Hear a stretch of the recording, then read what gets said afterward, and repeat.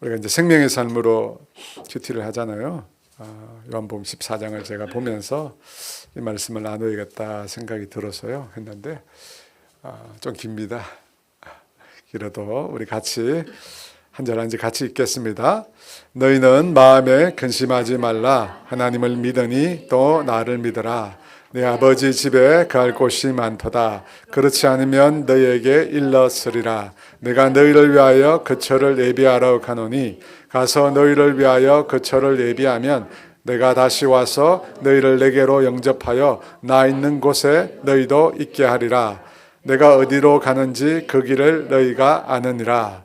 도마가 이르되 주여 주께서 어디로 가시는지 우리가 알지 못하거늘 그 길을 어찌 알겠사옵나이까. 예수께서 이르시되 내가 곧 길이요 진리요 생명이니 나로 말미암지 않고는 아버지께로 올 자가 없느니라. 너희가 나를 알았더라면 내 아버지도 알았으리로다. 이제부터는 너희가 그를 알았고 또 보았느니라. 빌립이 이르되 주여 아버지를 우리에게 보여주옵소서. 그리하면 족하겠나이다. 예수께서 이르시되 빌립아 내가 이렇게 오래 너희와 함께 있으되 내가 나를 알지 못하느냐? 나를 본 자는 아버지를 보았거늘 어찌하여 아버지를 보이라 하느냐? 내가 아버지 안에 거하고 아버지는 내 안에 계신 것을 내가 믿지 아니하느냐? 내가 너희에게 이르는 말은 스스로 하는 것이 아니라 아버지께서 내 안에 계셔서 그의 일을 하시는 것이라. 내가 아버지 안에 거하고 아버지께서 내 안에 계심을 믿으라. 그렇지 못하겠거든 행하는 그 일로 말미암아 나를 믿으라. 내가 진실로 진실로 너희에게 이르노니 나를 믿는 자는 내가 하는 일을 그도 할 것이요 또한 그보다 큰 일을 하리니 이는 내가 아버지께로 감이라. 너희가 내 이름으로 무엇을 구하든지 내가 행하리니 이는 아들로 말미암아 영광을 받으시게 하려 함이라. 내 이름으로 무엇이든지 내게 구하면 내가 행하리라. 너희가 나를 사랑하면 나의 계명을 지키리라. 내가 아버지께 구하겠으니 그가 또 다른 보혜사를 너희에게 주사 영원토록 너희와 함께 있게 하리니 그는 진리의 영이라. 세상은 능히 그를 받지 못하리니 이는 그를 보지도 못하고 알지도 못함이라. 그러나 너희는 그를 아나니 그는 너희와 함께 거하시며 또 너희 속에 계시겠음이라. 내가 너희를 고아와 같이 버려두지 아니하고 너희에게 오리라. 조금 있으면 세상은 다시 나를 보지 못할 것이로되 너희는 나를 보리니 이는 내가 살아있고 너희도 살아있겠음이라. 그날에는 내가 아버지 안에 너희가 내 안에 내가 너희 안에 있는 것을 너희가 알리라. 나의 계명을 지키는 자라야 나를 사랑하는 자니 나를 사랑하는 자는 내 아버지께 사랑을 받을 것이요 나도 그를 사랑하여 그에게 나를 나타내리라. 가롯이 아닌 유다가 이르되 주여 어찌하여 자기를 우리에게는 나타내시고 세상에는 아니하려 하시나이까. 예수께서 대답하여 이르시되 사람이 나를 사랑하면 내 말을 지키리니 내 아버지께서 그를 사랑하실 것이요 우리가 그에게 가서 거처를 그와 함께 하리라. 나를 사랑하지 아니하는 자는 내 말을 지키지 아니하나니 너희가 듣는 말은 내 말이 아니요 나를 보내신 아버지의 말씀이니라. 내가 아직 너희와 함께 있어서 이 말을 너희에게 하였거니와 보혜사 곧 아버지께서 내 이름으로 보내실 성령 그가 너희에게 모든 것을 가르치고 내가 너희에게 말한 모든 것을 생각나게 하리라. 평안을 너희에게 끼치노니 곧 나의 평안을 너희에게 주노라. 내가 너희에게 주는 것은 세상이 주는 것과 같이 아니하니라. 너희는 마음에 근심하지도 말고 두려워하지도 말라. 내가 갔다가 너희에게로 온다 하는 말을 너희가 들었나니 나를 사랑하였더라면 내가 아버지께로 감을 기뻐하였으리라. 아버지는 나보다 크심이라. 이제 일이 일어나기 전에 너희에게 말한 것은 일이 일어난 때 너희로 믿게 하려 함이라. 이 후에는 내가 너희와 말을 많이 하지 아니하리니 이 세상에 임금이 오겠음이라. 그러나 그는 내게 관계할 것이 없으니 오직 내가 아버지를 사랑하는 것과 아버지께서 명하신 대로 행하는 것을 세상이 알게 하려 함이로라. 일어나라. 아멘. 우리가 때로는 말씀만 읽어도 참 은혜가 될 때가 있습니다. 지난 수요 예배 때 예수님과 제자들의 마지막 만찬에 관한 말씀을 나누었습니다. 예수님께서 마지막 만찬 자리에서 자리에서 일어나서 제자들의 발을 씻겨 주신 사건입니다. 그 사건을 통해서 예수님께서 제자들을 사랑한다는 것을 표현하셨는데 어떻게 사랑하시는가? 끝까지 사랑하신다고 했습니다. 사랑의 극치, 그게 어떤 것인지를 보여주셨다는 것입니다. 그 후에 가룟 유다에게 떡을 주시면서 내가 하려고 하는 일을 속히 하라고 합니다. 예수님은 가룟 유다가 예수님을 팔 것을 이미 알고 계셨던 것입니다. 그리고 난 다음 예수님은 자신이 가야 할 곳에, 지금 자신이 가는데 가야 할 그곳에 제자들은 오지 못한다고 하십니다. 곧 예수님의 죽음과 그 이후에 승천에 관한 일을 말씀하신 것입니다. 그럼에도 베드로는 자신이 죽는 일 외에는 예수님을 떠나지 않겠다. 죽는 일 외에는 예수님과 함께 하겠다고 맹세를 합니다. 그 말에 예수님은 오늘 닭 울기 전에, 여러분 유대는 해가 지면서 하루가 시작되거든요. 그래서 오늘 닭 울기 전에 아침에 새벽에 3번 베드로가 예수님을 부인할 것을 말씀하셨습니다. 그러니까 예수님께서 제자들에게 제자 중 하나가 예수님을 팔 것을 말씀했습니다. 그리고 제자 중에 수제자인 베드로에게는 그가 예수님을 3번 부인할 것을 말씀했습니다. 그리고 예수님께서 지금 떠나시는데 예수님이 떠나시는 그곳에 제자들은 올 수 없다고 말씀하셨습니다. 여러분 이 말씀을 이렇게 하시니까 제자들이 어떤 반응을 보였겠습니까? 너무 당황스럽고 혼란스럽지 않겠습니까? 늘 함께 계실 줄만 알았던 예수님께서 떠나신다고 하고 예수님의 제자 중에 한 사람이 배신한다고 그러고 예수님의 수제자인 베드로는 예수님을 3번씩 부인한다고 말했으니까 제자들이 얼마나 당황스러웠겠어요. 그래서 예수님께서 그 제자들을 격려하시면서 그 다음 말씀을 하십니다. 어떤 말씀입니까? 너희 마음에 근심하지 말라. 같이 한번 해볼까요? 너희 마음에 근심하지 말라. 왜 제자들이 근심했을까요? 제가 말씀드렸죠. 예수님께서 떠나시는데 어디로 가시는지 알지 못하기 때문입니다. 그리고 자신들의 내일 일을 알지 못하기 때문에, 내일 자신들에게 당장 어떤 일이 일어날지 알지 못하기 때문에 근심했다는 것입니다. 여러분 그걸 보면 이 본문의 제자들과는 좀 다르겠지만 우리도 매일 무엇을 가지고 삽니까? 이럴 때 딱 나와야 되는데 그죠? 무엇을 가지고 삽니까? 근심을 가지고 살잖아요. 그 근심에 대해서 제자들에게 답을 주신 것처럼 오늘 예수님께서도 답을 주십니다. 여러분 그 답이 뭐죠? 너희는 마음에 근심하지 말라. 그 다음에요? 뭐라고 되어 있어요? 하나님을 또 나를 믿으라. 예수님께서 우리에게 주시는 대답은 뭐냐면 하나님을 믿으라는 거예요. 하나님을 믿으라는 거예요. 하나님이 어떤 분임을 믿으라는 거예요? 너희 근심에 대해서 답을 주시는 분이심을 믿으라는 거예요. 너희가 고민하고 걱정하는 문제에 대해서 명확한 답을 제시해 주시는 분이심을 믿으라는 거예요. 여러분 믿으십니까? 믿으시니까 이 자리에 나왔죠. 그죠? 예수님께서 제자들을 위하여 거처를 예비하러 가신다고 합니다. 그러면서 예수님께서 가시는 그곳에 제자들도 함께 불러서 함께 거하게 하시겠다. 주님께서 약속의 말씀을 주셨어요. 어디로 가는지 모르니까 내가 너희를 위해서 거처를 예비한다고. 가서 너희도 나 있는 곳에 있게 하겠다고 라고 말씀하셨습니다. 근데 도마가 뭐라고 얘기합니까? 여전히 어디로 가는지 모르겠다는 겁니다. 도대체 예수님이 말씀하신 길이 무엇인지, 어떻게 아버지께로 가는지 모르겠다는 거예요. 그러자 예수님 뭐라고 말씀하십니까? 내가 곧 길이요 진리요 생명이라. 내가 곧 길이요 진리요 생명이라. 예수님 당신을 통해서 하나님 아버지께로 갈 수 있다고 말씀하십니다. 그 말을 하니까 또 이번에 누가 났어요? 빌립이 났습니다. 빌립이 또 뭐라고 그래요? 아버지를 보여달라고. 예수님 뭐라고 하십니까?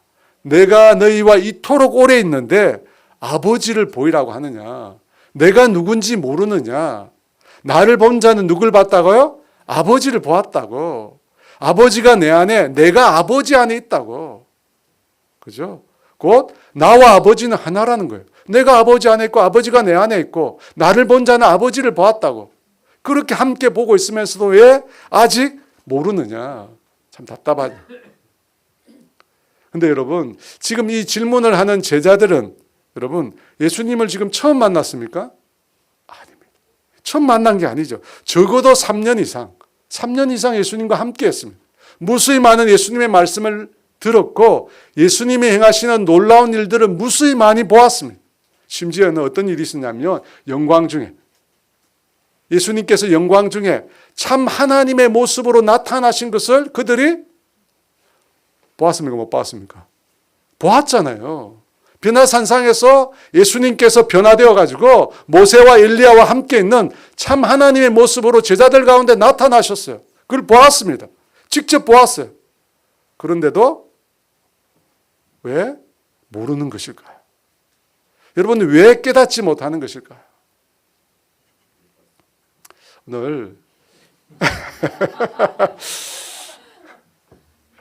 오늘 주님이 하나님을 믿으라.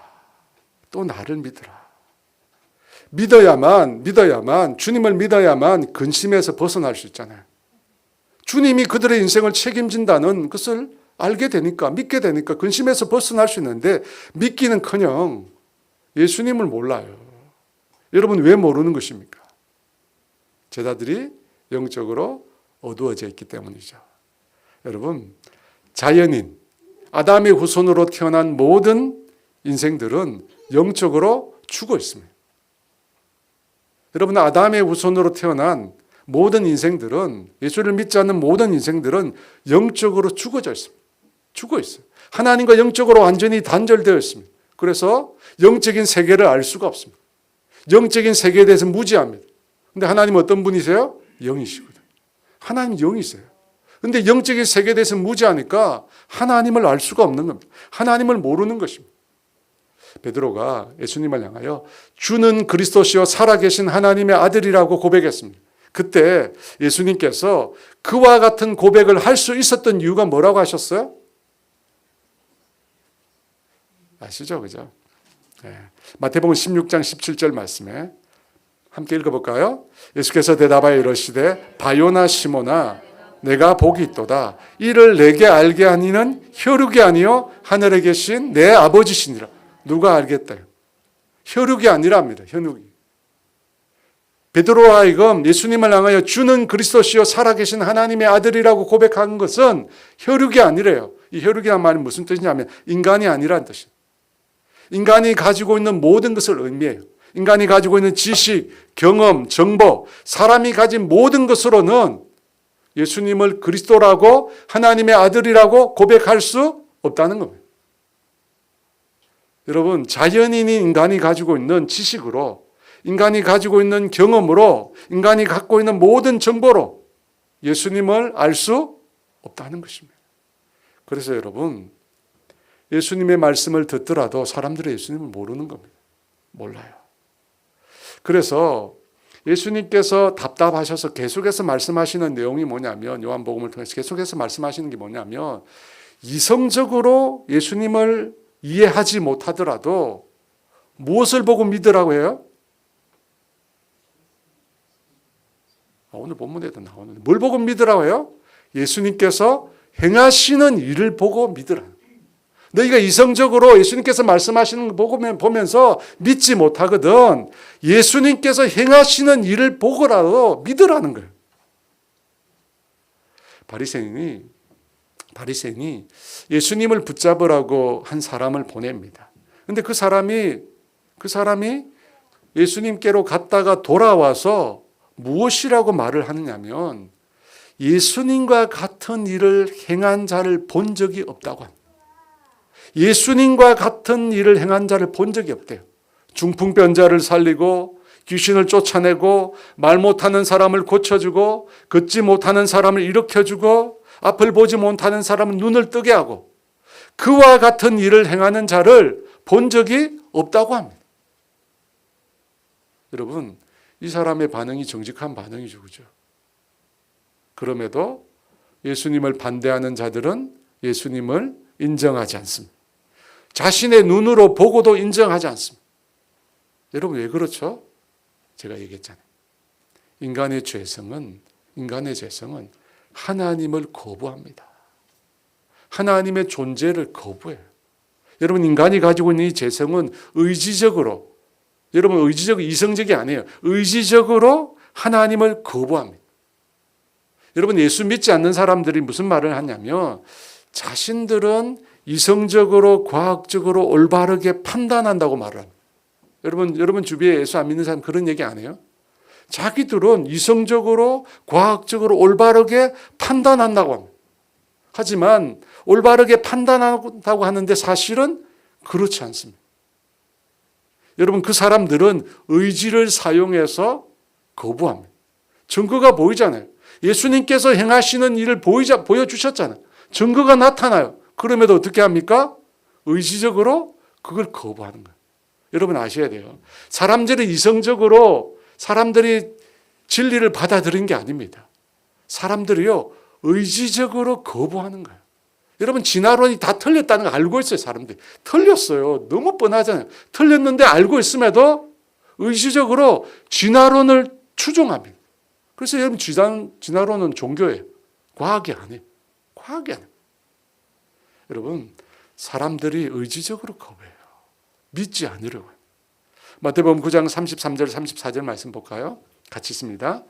귀신이 쫓겨나고 말 못하는 사람이 많아오늘 무리가 놀랍게 여겨 이르되 이스라엘 가운데 이런 일을 본 적이 없다 하되 바리새인들은 이르되 그가 귀신의 왕을 의지하여 귀신을 쫓아낸다 하더라. 여러분 보통의 사람들은 예수님이 행하신 기적을 보고 얘기하잖아요. 이런 일을 본 적이 없다고. 그런데 바리새인은 뭐라고 그래요? 귀신의 왕을 힘입어 쫓아낸대. 누가복음 22, 66절 67절 말씀 같이 있습니다. 날이 새매 곧 대제사장과 서기관들이 모여서 예수를 그 공회로 끌어들여 이르되 내가 그리스도이거든 우리에게 말하라. 대답하시되 내가 말할지라도 너희가 믿지 아니할 것이요. 예수님 뭐라고 하세요? 믿지 않는다. 이미 사람들은 믿지 않기로 한 거예요. 믿으려 하지 않는 것입니다. 그래서요 아무리 말해도 여러분 아무리 말해도 듣지 않습니다. 눈앞에서 기적이 일어나도요 믿지 않습니다. 저희 아버지가 예수 믿기 전에 제 삶에 기적이 일어났고요. 제가 몇 번 얘기했잖아요. 발목아지가 부러졌는데 성령님이 임하셔서 낫게 했어요. 낫게 했어요. 그 현장에서 제가 그 다음날 그 기브스플로 병원에 갔잖아요. 근데 안 믿어요. 안 믿어요. 기적이 일어났대도 안 믿어. 사람들 뭐라고 이야기해요? 혹시 안 부러진 거 아니야? 그렇게 이야기합니다. 여러분 믿으려 하지 않는 거예요. 증거가 나타나도 믿으려 하지 않는 거예요. 그래서 예수님께서 제자들에게 뭐라고 말씀하십니까? 믿으라고. 참 어렵죠, 그죠? 그러시면서 그 다음 무엇을 말씀하시냐면 믿으라고 말씀하시면서 성령님을 언급하십니다. 요한복음 14장 16, 17절 말씀 우리 같이 읽어볼까요? 내가 아버지께 구하겠으니 그가 또 다른 보혜사를 너희에게 주사 영원토록 너희와 함께 있게 하리니 그는 진리의 영이라 세상은 능히 그를 받지 못하나니 이는 그를 보지도 못하고 알지도 못함이라. 그러나 너희는 그를 아나니 그는 너희와 함께 거하시며 또 너희 속에 계시기. 여러분 사람들이 믿지를 못해요. 분명히 증거가 보였음에도 주님 말씀하시잖아요. 나를 믿으라. 나를 믿지 못하거든 내가 행하는 그 일을 믿으라고. 근데 믿지 못합니다. 그러니까 주님께서 또 다른 보혜사를 언급하십니다. 또 다른 보혜사. 아버지께서 또 다른 보혜사를 보내신다고 합니다. 여러분 또 다른 보혜사가 무슨 말이죠? 이제 이 정도는 알아야 됩니다. 보혜사. 그렇죠. 돕는 자. 곁에 서서 돕는 자. 파라클레토스. 조력자를 말하면 조력자. 그러니까 하나님 아버지께서 또 다른 조력자 성령님을 보내신다고 합니다. 여러분 성령님은 어떤 분이십니까? 어떻게 우리를 도우세요? 성령님은 진리의 영이십니다. 진리를 알도록 돕는다는 것입니다. 진리를 알게 하심으로 우리를 돕는다는 것입니다. 여러분, 성령님의 첫 번째 하시는 역할 뭐라고요? 진리를 알게 하는 거예요. 여러분, 진리가 뭐죠? 여러분, 요한복음에서 진리는 예수님입니다. 진리가 너희를 자유케 하리라. 예수님이 너희를 자유케 한다는 뜻입니다.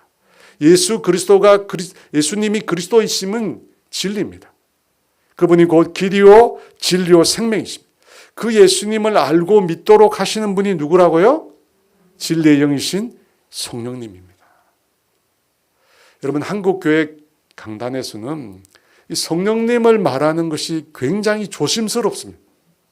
왜 그러냐면 이 성령님께서 행하시는 역할 중에 한국교회에서는 능력이나 은사에 치중되어 있습니다. 그래서 성령님의 이해에 있어서 균형이 무너져 있어요. 많은 강단에서 성령님의 능력과 은사만 강조하다 보니까 성령의 이해가 잘못된 게 너무 많은 거예요. 여러분, 성경에 보면 분명히 성령님은 능력의 영이시죠. 능력의 영이십니다. 그래서 성경에 보니까 예수님조차도 성령님을 힘입어서 귀신을 쫓아냈다고 합니다. 마태복음 12장 28절 읽어볼까요? 그러나 내가 하나님의 성령을 힘입어 귀신을 쫓아내는 것이면 하나님의 나라가 이미 여러분, 성령님은 능력이세요. 그래서 예수님이 성령님을 힘입은 거예요. 복음을 전하는 자도 성령을 힘입습니다. 베드로전서 1장 12절 말씀 같이 읽어볼까요? 이것은 하늘로부터 보내신 성령을 힘입어 복음을 전하는 자들로 이제 너에게 알린 것이요 천사들도 살펴보기를 원하는 것이니라. 복음을 전하는 자들도 성령을 힘입습니다. 그러니까 여러분, 성령님은 능력이 분명해요. 사도 바울이 그런 얘기 했잖아요. 내가 복음을 전하는 것이 사람의 말과 지혜로 하지 않고 성령님의 나타나심과 능력으로 한다. 그러니까 여러분, 복음 전하는 현장에는 성령님이 능력으로 역사하시는 게 맞아요. 그래 기적이 일어나잖아요. 하지만 여러분, 성령님은 능력에만 국한된 분이 아니에요. 그걸 아셔야 돼요. 능력에만 국한된 분이 아니에요. 근데 자꾸 사람들이 능력 하거든요. 여러분, 산에 기도하러 가보면 전부 능력이에요. 능력을 달래. 사람들이 다 능력 달라고 그래요. 여러분, 우리가 능력으로만 성령님을 이해하면 뭐가 잘못되느냐 하면 성령님을 자꾸만 인격적으로 여기지 않습니다. 자꾸 힘으로만 느껴요. 지정의를 가지신 인격으로 대하지 않고 자꾸만 성령님께서 뭔가 force라고 그러죠, 영어로. 그런 것으로 이해합니다. 그래서 사람들이 막 기도할 때 그런 걸 구해요. 막 뭔가 뜨거운 것들이 임하기로. 자꾸 기도할 때 뭔가 눈앞에서 환하게 밝아지기를 원해요. 왜? 인격으로 생각하지 않고 자꾸만 능력으로 생각하고 뭔가 자기를 감싸는 신비한 뭔가가 임하는 것, 이걸로 자꾸만 사람들이 생각하거든요. 여러분, 그러다 보면 성령님을 비인격적인 존재로 자꾸만 생각한다는 거예요. 여러분, 이것이 여호와의 정인의 성령이에요. 여호와의 정인에서 성령은 인격으로 이해하지 않아요. 그 사람들은 성령님을 뭔가 특별한 힘이라고 해요. 힘. 여러분, 절대 아닙니다. 여러분, 성령님은 인격이십니다. 물론 성령님의 능력의 원천이 많습니다. 분명히 우리가 놀라운 기적을 행할 때, 놀라운 치유를 행할 때, 여러분, 그때 성령님께서 역사하신 거예요. 치유와 회복의 역사가 성령의 능력에서 기인한 것이 분명히 맞습니다. 맞아요. 그럼에도 성령님께서 행하시는 그런 외적인 눈에 드러나는 것만으로 성령님을 국한해서는 안 됩니다. 여러분 아시겠죠? 여러분 균형을 가지셔야 돼요. 성령님이 행하시는 사역에는 내적인 사역이 있습니다. 인간의 내면에서 성령님이 행하시는 일이 있어요. 예수님 말씀하셨잖아요. 성령님을 보내시는데 그분이 어디에 계신다고요? 우리 안에 거하신다. 언제까지? 영원토록 우리 안에 거하신다. 그 안에서 뭘 하십니까? 우리 안에서요? 뭘 하세요? 진리를 알게 하신다. 진리의 영이라고 하시잖아요. 진리. 성령님이 우리 안에서 뭘 하시는가? 진리로 예수 그리스도를 알게 하고 믿게 하십니다. 26절 말씀 같이 읽어볼까요? 보혜사 곧 아버지께서 내 이름으로 보내실 성령, 그가 너희에게 모든 것을 가르치고 내가 말한 모든 것을 생각나게 하리라. 나와 있잖아요. 나와 있잖아요. 여러분, 인간의 이성만으로, 인간의 의지만으로 진리이신 예수님을 알 수 있느냐? 앞서 말씀드렸지만 불가능합니다. 알 수가 없습니다. 인간이 그 마음에 하나님 두기를 거부합니다. 하나님을 싫어합니다. 왜? 인간 마음속에 죄성이 있거든요. 여러분, 죄와 하나님은 상극입니다. 가까이 할 수가 없어요. 여러분, 인간은 영적으로 죽어 있습니다. 죄를 지었기 때문에 영적으로 죽어 있습니다. 영적으로 완전히 무능력한 상황입니다. 도저히 구원받을 길이 없는 존재. 그런데 성령님이 임하셔.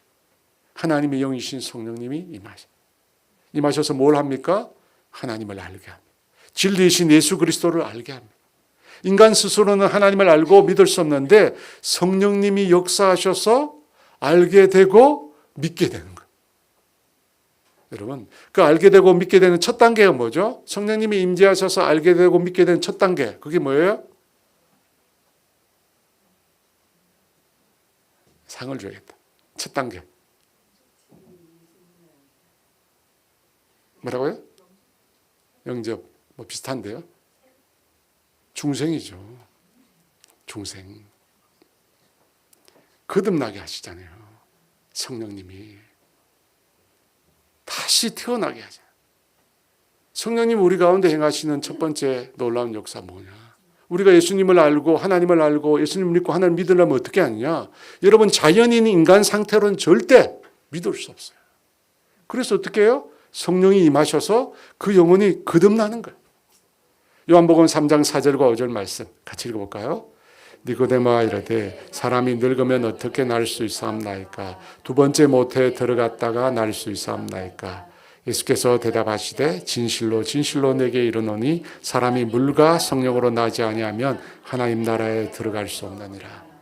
여러분, 믿음은 구원 얻잖아요. 어떻게 믿어요? 성령이 임하셔서 거듭나야 믿는 거예요. 여러분, 성령님이 임하셔서 하나님으로 말미암아 우리가 다시 태어나요. 여러분, 다시 태어나지 않으면, 거듭나지 않으면 하나님 나라에 들어갈 수가 없습니다. 여러분, 성령님에 의해서 우리의 영혼이 다시 태어나요. 위로부터 나는 거예요. 하나님께로부터 우리의 영혼이, 사람 몸이 왜 영혼이 있잖아요. 이 영혼이 성령님에 의해서 다시 태어나게 됩니다.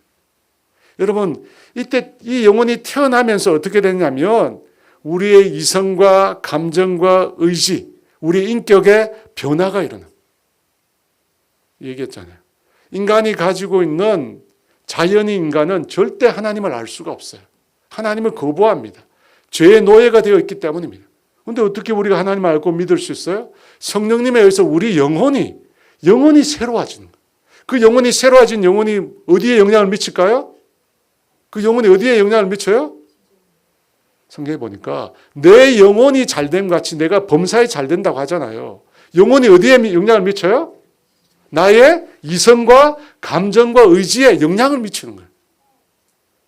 성령님에 의해서 거듭난 그 영혼이 나의 전인격에 영향을 미치는 거예요. 다르게 말하면 나의 전인격을 주장해요. 다스리게 돼요. 그래서 어떻게 돼요? 내 이성이 깨어나는 거예요.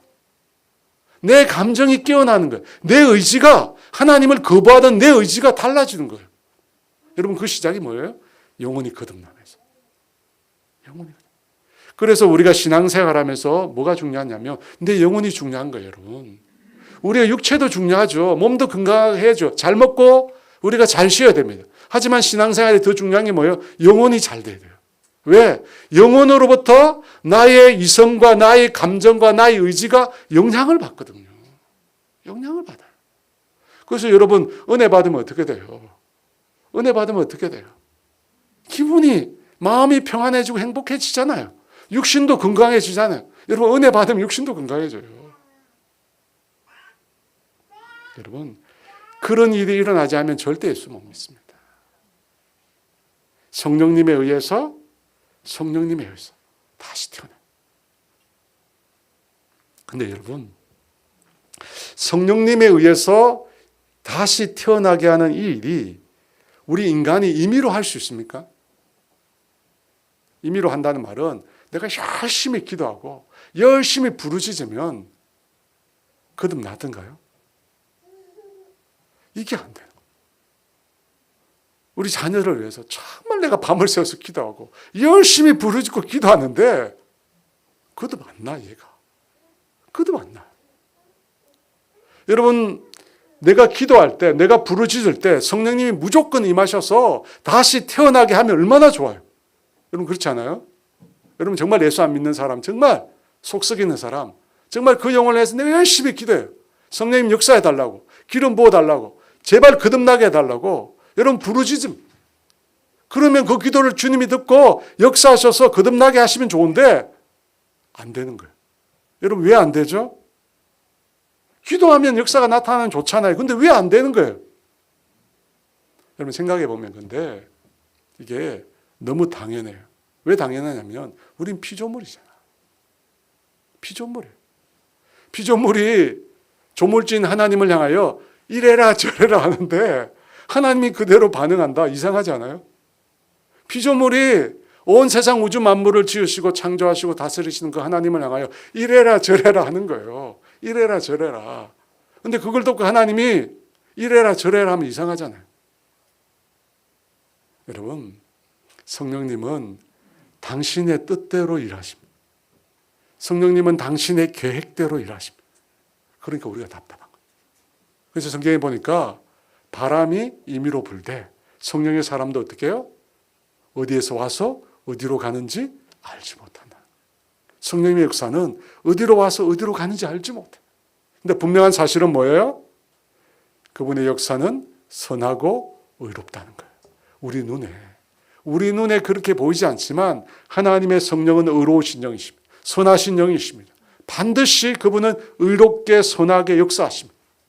다만 우리의 타임과 우리의 시간과 맞지 않을 뿐입니다. 그러므로 여러분 믿어야 돼. 믿어야 돼. 주님을 믿어야 여러분 우리의 근심에서 벗어날 수 있습니다.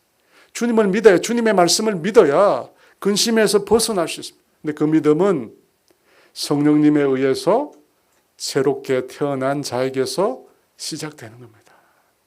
새롭게 안 태어난 사람 아무 상관이 없어요. 그런데 문제는 우리가 성령님을 주장할 수가 없어요. 우리는 성령님을 따라야 합니다. 따르는 존재인지 주장할 수 없습니다. 다만 무엇은 할 수 있습니까? 간구할 수는 있죠. 기도할 수는 있죠. 그리고 여러분, 성령님께서 역사하시는 현장이 있어요. 어떤 현장일까? 성령님께서 역사하시는 현장. 회개의 현장. 회개의 현장. 사도행전 2장 37, 38절 말씀 같이 읽어볼까요? 그들이 말을 듣고 마음에 찔려 베드로와 다른 사도들에게 물어 이르되 형제들아 우리가 어찌할꼬 하거늘 베드로가 이르되 너희가 회개하여 각각 예수 그리스도의 이름으로 세례를 받고 죄 사함을 받아라. 그리하면 성령의 선물을 받으리니. 여기 나와 있잖아. 성경이 나와 있잖아. 성령님께서 임재하시는 환경. 회개입니다. 회개하고 예수 그리스도의 이름으로 예수님을 받아들이고 주로 받아들이고 죄 사함을 받으면 성령님이 선물로 임하시는 겁니다. 여러분, 죄는 하나님을 거부해요. 여러분, 죄 있는 곳에 하나님이 역사하실 수 없습니다. 여러분, 성령님은 하나님의 영이시잖아요. 그런데 죄가 있는 곳에 어떻게 역사하시겠어요? 여러분, 그 죄를 회개할 때 성령님이 역사하세요. 하나님 내 삶에 하나님의 역사, 성령님의 역사가 없는 것 같습니다. 여러분 잠잠히 곰곰이 여러분의 삶을 들여다보십시오. 그리고 뭘 찾으라고요? 회개할 제목이 있는가? 내가 혹시 하나님께로부터 멀어져 있는지, 하나님의 말씀에서 떠나 있는지, 하나님의 뜻을 거스르고 있는지 회개의 제목을 찾아요. 여러분 회개하면 어떻게 된다고요? 성령이 임하십니다. 여러분 성령이 임하세요. 처음 예수 믿을 때 성령이 임하시는 걸 뭐라고 얘기해요? 성령 세례라고 해요. 처음입니다. 그 이후에 예수 믿고 난 다음에 성령이 임하시는 건 뭐라고 해요? 성령 충만이라고 그래요. 성령 충만. 여러분 회개하고 주의 이름을 부를 때 성령님께서 임하십니다. 성령님의 다스림을 받는. 그럼 어떻게 돼요? 영적인 세계가 열려요. 그때 하나님이 믿겨져요. 예수님이 믿겨지는 거예요. 여러분, 자연인 인간은 절대 믿을 수 없어요. 영적으로 죽어 있잖아요. 근데 성령님에 의해서 거듭나게 되면, 죄 사함을 받게 되면, 회개하면 영적인 세계가 열리면서 하나님의 말씀이 믿게 돼요. 성령님의 역사가 믿어져요. 하나님의 역사가 믿어져요. 그죠? 그때 어떻게 된다고요? 근심과 걱정이 다 사라져요. 성령님이 다스리니까. 여러분, 그때부터 그렇게 성령님을 경험하고 성령님의 임재를 경험한 그 다음부터 어떻게 돼요? 성령님을 의지해서 살아야 돼요. 성령님을 의지해서 살아야 돼요. 실제적으로 성령님과 동행하며 살아야 돼요. 여러분, 성령님은 어떤 영이라고 하셨어요? 한 시간도 안 됐어 아직. 성령님 어떤 영이라고 하셨어요? 진리의 영이에요. 진리예요. 예수님을 생각나게 하시고 예수님이 하신 모든 말씀을 다시금 생각나게 하신다. 여러분, 우리가 다시 태어나고 난 다음에 영적으로 거듭난 다음에 성경 말씀을 읽으면 어떻게 될까요? 성경 말씀이 깨달아지기 시작합니다. 왜냐하면 성경은 성령님의 작품이잖아요. 성령님이 내 속에 임하시니까 그 성령님이 예수님을 만나게 하고 예수님이 하신 말씀, 성경이잖아요. 그 성경의 말씀이 생각나고 떠오르고 깨닫게 되는 거예요. 여러분, 신앙생활 그렇게 하는 거예요. 신앙생활 그렇게 하는 거예요. 성령님을 통해서 하는 거예요. 여러분, 이것이 성령님이 행하시는 내적인 사역입니다. 진리의 영이신 성령님, 그분이 우리 안에서 진리를 알게 하십니다. 예수 그리스도를 알고 믿게 하십니다. 사랑하는 여러분, 제자들이 예수님이 떠나신다고 할 때 마음에 근심이 생겼어요. 앞으로 자신의 삶이 어떻게 될지 알지 못했기 때문에 불안했습니다. 그때 하나님이 말씀하신 것은, 주님이 말씀하신 것은 하나님을 믿고 예수님을 믿으라고요. 하지만 그들은 믿지 못했어요. 믿을 수가 없었습니다. 그래서 여전히 근심 가운데 머물렀던 것이죠. 그래서 예수님께서 그러면 보혜사 성령님을 보내겠다. 진리의 영이신 성령님께서 모든 것을 알게 하고 생각나게 한다. 그 성령님을 통해서 주님을 믿게 된다. 그 성령님을 통해서 주님의 말씀을 믿게 된다. 그 약속을 믿게 된다는 거예요. 그러면 어떻게 될까요? 근심을 이기는 거예요. 근심을 이기는 거예요. 여러분 삶을 억누르고 여러분을 지치게 하고 여러분을 공고하게 하는 그 근심을 이기게 하는 방법이 성경에 나와 있습니다. 오늘 이 밤에 성령님을 통해서 하나님의 말씀이 기억나고 하나님의 말씀이 생각나고 그 말씀의 약속이 믿어지는 은혜가 있기를 원합니다. 그래서 여러분, 그 말씀 붙들고 나갈 때 여러분의 모든 근심, 여러분이 억누르고 있는 모든 결박이 예수 이름으로 끊어질 줄 믿습니다. 그 다음으로요, 근심을 이길 수 있는 또 한 가지 말씀을 주님이 하셨어요. 27절 말씀 같이 읽어볼까요? 평안을 너희에게 끼치노니 곧 나의 평안을 너희에게 주노라. 내가 너희에게 주는 것은 세상이 주는 것과 같이 아니하니라. 너희는 마음에 근심하지도 말고 두려워하지도 말라. 우리 마음의 근심, 두려움을 이겨낼 수 있는 또 한 가지가 나옵니다. 뭐라고 되어 있어요? 평안이 평안. 여러분, 근심과 두려움 반대에 놓여 있는 게 뭐죠? 평안이에요. 평안입니다.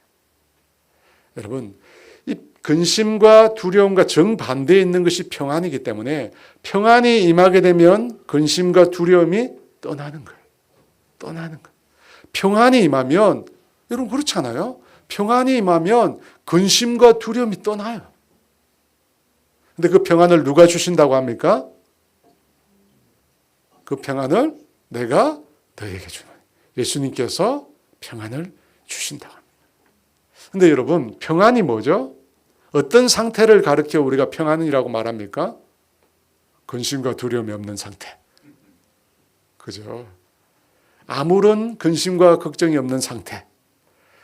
여러분, 저는 평안이라고 하는 것을 어떤 상황, 어떤 사람의 반응에 관계없이 우리가 맞닥뜨리고 있는 어떤 상황, 우리가 만나고 있는 어떤 사람 관계없이 흔들림이 없는 안정된 심령, 흔들림이 없는 안정된 심령.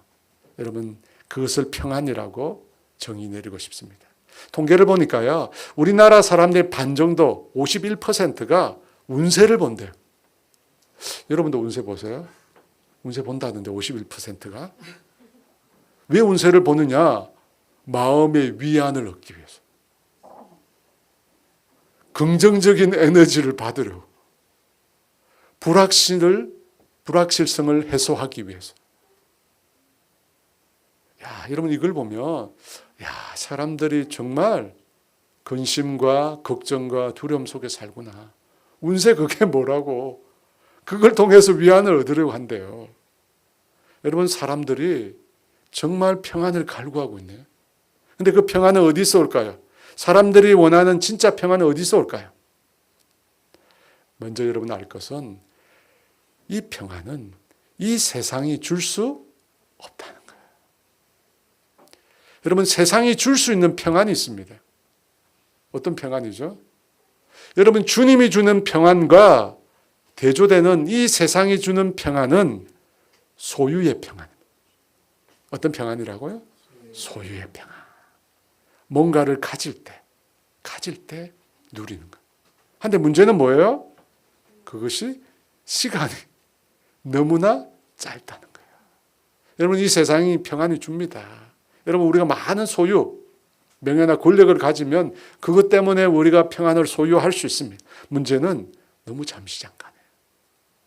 내일 당장 자녀의 대학 등록금을 내야 돼요. 통장에 잔고가 하나도 없습니다.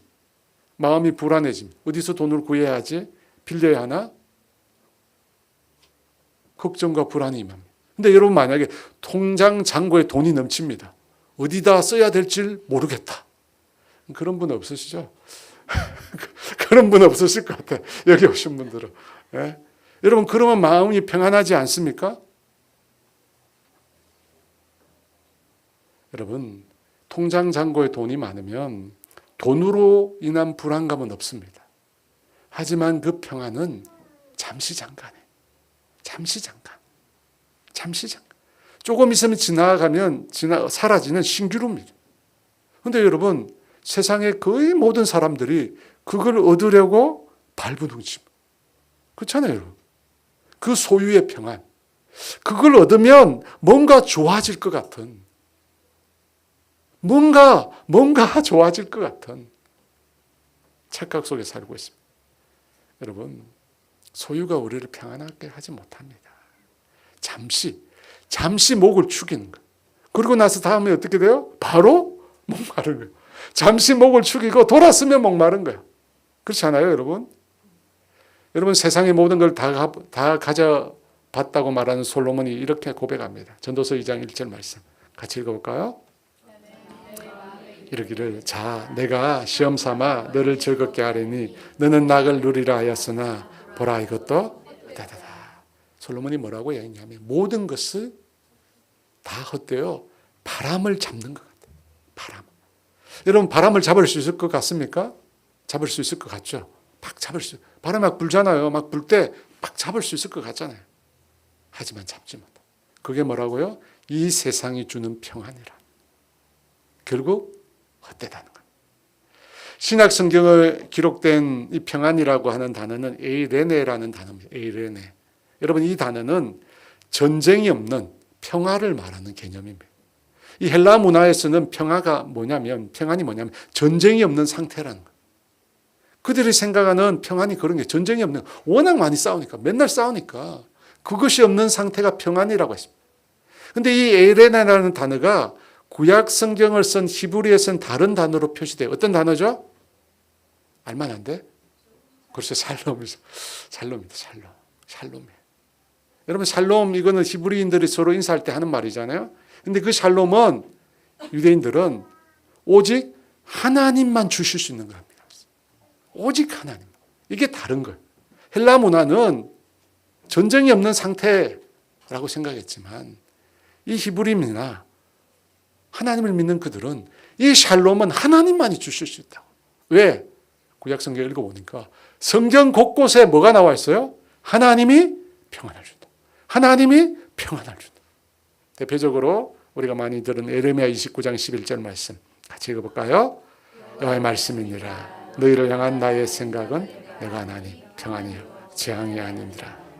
너는 여러분, 샬롬, 평안은 사람이 줄 수 있는 게 아니에요. 잠시 목을 축이는 그 평안은 진짜 평안이 아니에요. 여러분, 환경이라고 하는 것이 평안을 주지 못해요. 여러분, 진짜 평안은 하나님 주신 거예요. 그리고 진짜 평안은 예수님이 주시는 거예요. 예수님 말씀하셨잖아요. 평안을 너희에게 주노라. 곧 나의 평안을, 예수님의 평안을 주신다. 예수님께로부터 우리가 평안을 받아야 돼. 그 평안이 나에게 임하면 어떻게 돼요? 내 안에 있는 근심과 두려움이 떠나는 거예요. 평안을 받아야 돼. 주님의 평안을 받아야 돼. 그게 떠나는 거예요. 여러분, 예수님의 평안은 어떤 평안입니까? 예수님의 평안은 분쟁이나 다툼이 없는 그런 평안이 아니에요. 예수님의 평안은 분쟁과 다툼이 있지만 평안한 거예요. 여러분, 예수님의 평안은 분쟁이나 다툼이 없는 정도의 평안이 아니라 예수님의 평안은 분쟁이나 다툼이나 고난이 있고 아픔이 있는데 그 속에서도 평안한 거예요. 그래서 예수님이 주시는 평안의 특성이 뭐예요? 절대. 세상이 주는 것은 소유의 평안이고 일시적이에요. 잠시 잠깐. 그 평안 누리고 나면 또다시 목말라요. 하지만 예수님이 주시는 평안은 절대 평안이에요. 여러분, 예수님은 환경에 구애받지 않으셨어요. 예수님께서 폭풍 치는 배 위에서 주무셨어요. 단지 피곤하셔서 주무셨을까요? 그 어떤 폭풍도 그 어떤 바람도 예수님의 평안을 깨뜨릴 수 없는 거예요. 그 어떤 폭풍도 그 어떤 바람도 예수님의 잠을 깨뜨릴 수 없어요. 깨울 수 없습니다. 제자들이 그 바람과 파도를 보고 우리가 죽게 되었다. 그런데 주님은 그 폭풍과 바람 속에 전혀 요동하지 않으셨습니다. 왜 그렇습니까? 그것을 잠잠케 하셨거든요. 잠잠케 하셨어요. 그래서 그 가운데 주님은 단잠을 주무신 거예요. 여러분, 이 평안이 예수님이 주는 평안이야. 예수님이 우리에게 허락하시는 평안이 그런 거예요. 폭풍과 바람 속에서 그 파도를 따라서 같이 흔들리는 그런 게 아니에요. 흔들리지 않는. 예수님의 평안은 사람들에게 영향을 받지 않습니다. 환경뿐만 아니라 사람들에게. 마지막 만찬 때 죽음을 앞두고 제자들에게 발을 씻기셨어요. 제자들의 발을. 그 발을 씻기시면서 예수님께서 너희들도 나처럼 자기를 부인하고 낮아진 종의 모습으로 살라고 가르치신 것입니다. 그런데 그때 예수님은 이미 알고 있었습니다. 누가 예수님을 팔자인지, 누가 예수님을 배신할자인지, 누가 예수님을 버리고 도망할 자인지 알고 있었습니다. 다 알고 있었어요. 그럼에도 불구하고 어떻게 해요? 제자들의 발을 한 명 한 명 다 씻기셨습니다. 여러분이라면 그렇게 하시겠어요? 옆에 있는 이 사람이 내 돈을 떼먹고 도망갈 사람인데, 우리는 배신 정도, 옆에 있는 이 사람이 내 돈을 떼먹고 도망갈 사람이야. 같이 있는 것도 불편합니다. 같이 있는 것도 불편해. 같이 밥 먹는 것도 힘들어요. 근데 예수님은 그 제자들의 발을 하나하나 그 더러운 발, 오염된 발을 다 씻기셨습니다. 예수님은 제자들 앞에 자신의 사랑을 보여주셨어요. 끝까지 사랑하는 거 보여주셨어요. 여러분, 주님은 평안은 사람 앞에 흔들리지 않아요. 사람 앞에 요동하지 않습니다. 그 어떤 사람을 만나도 흔들리지 않습니다. 이것이 주님의 평안이에요. 예수님께서 마지막 기도를 올리시고 감람산에서 사람들에게 붙잡힙니다. 대제사장과 장로들에게서 파송된 무리가 예수님을 잡으려고 금과 몽치를 가지고 찾아왔습니다. 그런데 예수님께서 그들을 먼저 보시고 너희가 누구를 찾느냐 물으셨어요. 그때 그들이 나사렛 예수라고 얘기합니다. 그 말을 듣고 예수님이 뭐라고 하셨냐면 내가 그라고. 그때 사람들이 뒤로 물러나 엎드려졌다고 했습니다. 사람들 생각에는 예수님을 찾고 있으면 예수님 무서워서 도망갈 줄 알았는데 예수님께서 너희가 찾고 있는 자가 나라고 말하니까 그들이 놀라서 뒤로 자빠진 거예요. 예수님은 자기를 잡으러 온 사람 앞에도 전혀 흔들리지 않습니다. 환경 앞에도 사람 앞에도 그 어떤 위협 앞에도 흔들리지 않습니다. 풍랑치는 바다 위에도 제자들의 배신 앞에도 금과 몽치의 위협 앞에도 주님은 평안하셨습니다. 여러분, 이게 진짜 평안이야. 이게 진짜 평안. 여러분, 이 평안이 있기를 원합니다. 여러분, 이 평안이 있는 사람들은 근심하지 않습니다. 두려워하지 않습니다. 근심하지 않다. 여러분, 이 평안을 경험했던 바울과 실라, 빌립보 감옥에서 그렇게 매맞고 제대로 누워있지도 못하는 그 고통 가운데도 그 평안을 경험하기에 어떻게 합니까? 자다가 일어나서 하나님 찬양하고 경배하잖아요. 그 평안을 경험했던 베드로, 여러분, 야고보가 순교당하고 베드로가 옥에 갇히잖아요. 근데 옥중에서 어떻게 해요? 베드로가 코 고고 잡니다. 천사가 일어나 깨웠는데도 자요 막. 그 평안이 있었기 때문에요.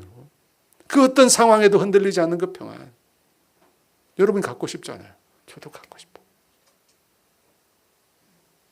요한복음 16장 32, 33절 말씀 같이 읽습니다. 보라, 너희가 각 흩어지고 나를 혼자 둘 때가 오나니 벌써 왔도다. 그러나 내가 혼자 있는 것이 아니라 아버지께서 나와 함께 계시느니라. 이것을 너희에게 이르는 것은 너희로 내 안에서 평안을 누리게 하려 함이라. 세상에서 너희가 환난을 내가 세상을 이겼다. 제자들이 예수님을 다 버리고 떠나버렸어. 그런데 예수님은 전혀 요동하지 않으셨습니다. 오히려 평안했다고. 왜? 아버지께서 나와 함께. 내가 혼자 있는 것이 아니라 아버지께서 나와 함께 하신다.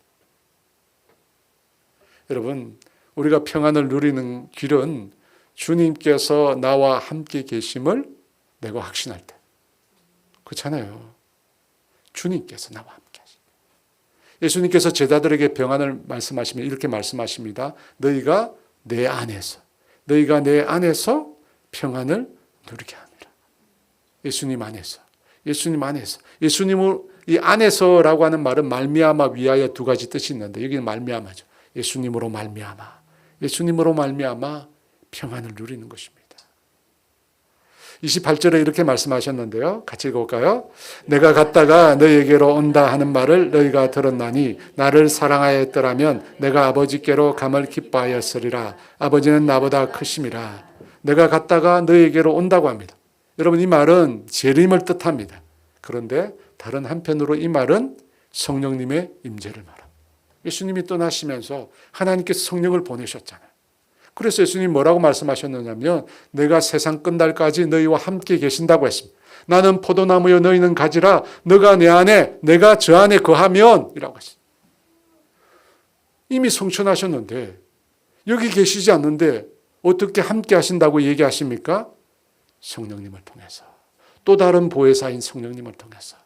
성령님은 우리 안에 영원히 거하게 하심으로. 여러분, 그 성령님을 통해서 우리가 예수님과 함께 하는 거예요. 여러분, 그 성령님을 통해서 우리가 예수님과 연합하는 거예요. 여러분, 성령님을 통해서 하나님과 예수님이 연합했습니다. 그게 삼위일체거든요. 성령님을 통해서 하나님과 예수님이 연합했습니다. 그 성령님을 통해서 또 우리가 예수님과 연합하는 거예요. 예수님과 연합하는 거예요. 여러분, 이것이 어떻게 가능합니까? 성령님은 연합의 영이에요. 성령님은 교제의 영이세요. 코이노니아의 영. 오늘 두 가지입니다. 성령님은 진리의 영이세요. 또 한 가지 성령님은 어떤 영이시라고요? 연합하게 하는, 교제하는 영. 우리가 예수님 안에 거하고 예수님은 우리 안에 어떻게 거해요? 성령님을 통해서 가는 거예요. 성령님은 하나님을 알게 할 뿐만 아니라 우리로 하여금 하나님과 교제하고 연합하게 하는 영이십니다. 그래서 여러분, 그 성령님을 통해서 우리가 예수님 안에 거하는 거예요. 그 성령님을 통해 예수님 안에 거하는 거예요. 사랑하는 여러분, 우리가 성령을 말할 때 제일 많이 말하는 성령님의 특성을 사랑이라고 합니다. 왜냐하면 성령의 열매 중에 사랑이 있거든요. 근데 성령님의 특성이 많이 있어요. 성경에 보면 그 중에 하나가 평안입니다. 로마서 14장 17절 말씀 같이 읽어볼까요? 하나님의 나라는 먹는 것과 마시는 것이 아니요 오직 성령 안에 있는 의와 평강과 희락이라. 여러분, 성령 안에 있는 의와 평강과 희락이라. 성령님이 행하시는 곳에 의와 평강과 희락이 생기는 거예요. 그래서 성령님이 그리 중요한 거예요, 여러분. 우리로 하여금 그리스도와 연합하게 하느냐, 우리로 하여금 그리스도와 교제하게 하시느냐, 그 성령님. 여러분, 성령님은 거룩한 영이십니다. 그래서 아까 거리가 멀어요. 죄와 거리가 멉니다. 시편 23편에 주님께서 자기 이름을 위하여 우리를 어떤 길로? 의의 길로. 의의 길로. 성령님의 인도는 의로운 것입니다. 또 성령님은 희락의 영이세요. 기쁨이에요. 주님의 역사는 우리 인생에게 기쁨을 줍니다. 여러분, 에덴 동산이 무슨 뜻이라고요? 큰 기쁨의 동산. 에덴은 기쁨이란 뜻이에요. 주님은 우리에게 기쁨을 주시는 분이십니다. 여러분, 기쁨은 쾌락하고 달라요. 쾌락은 우리 외부에서 오는 거죠. 하지만 기쁨은 어디서 온다고요? 우리 안에 있는 성령님으로. 여러분, 우리 안에 있는 성령님으로부터 오는 게 기쁨이에요. 기쁨이에요. 제가 분당에 처음 왔을 때 그걸 주셨어요. 주님이. 성령님을 통해서 기쁨. 그리고 성령님은 무엇을 주십니까? 평안을 주십니다. 어떻게 평안을 주시죠? 예수님의 말씀을 생각나게 함으로. 예수님을 생각나게 함으로. 그죠? 예수님의 말씀을 믿음으로 평안을 얻습니다. 더 나아가 평안을 주시는 그 예수님과 교제하고 연합함으로. 오늘 그 성령님이 주시는 절대 평안, 여러분 경험하기를 원합니다. 그걸 경험해야 근심이 떠나는 거예요. 여러분, 인터넷에 보니까 그러더라고요. 뭐 자기 회복력 이러면서 막 어떻게 하면 자기의 기분을, 자기의 우울한 마음을, 근심을 회복시킬 것인가, 막 방법들이 많이 있어요. 여러분, 성경적인 방법 아니에요. 성경적인 방법은 어떻게 하는가? 성령님. 성령님을 통해서 주님의 말씀을 믿고 주님의 말씀을 신뢰함으로 그 믿음이 근심을 몰아내. 그 성령님을 통해서 주님과 깊이 교제함으로 주님의 평안이 임함으로 근심이 떠나는 거예요.